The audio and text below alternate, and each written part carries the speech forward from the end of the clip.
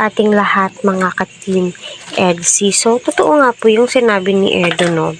Habang nasa Palawan sila ni Viancy, syempre, sulitin yung mga araw na andun sila.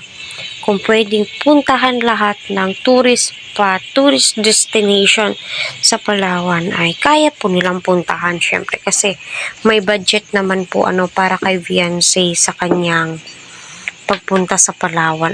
Kita naman po natin kung gaano karami ang sponsors ni Viancy. So napaka-thankful ni Viancy maliban sa kanyang mga sponsors.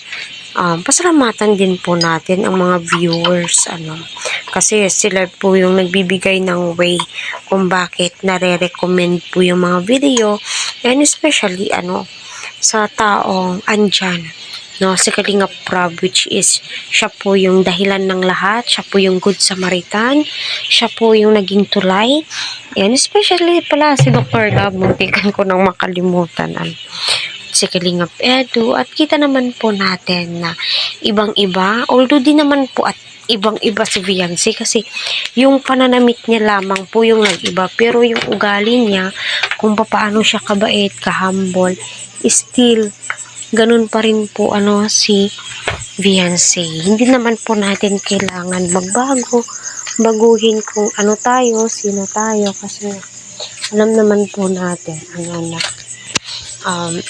marami talaga ang nagmamahal kay Viancy. At kita naman po natin kung paano o kadami ang nambibless nga po sa kanya. Grabe, limpak-limpak. Di po basta-basta yung blessings na dumarating kay Edu at saka kay Viancy. No? Yung tipong gusto niya lang po ng bahay, pero tingnan nyo, sobra-sobra, napakarami, may cut, no?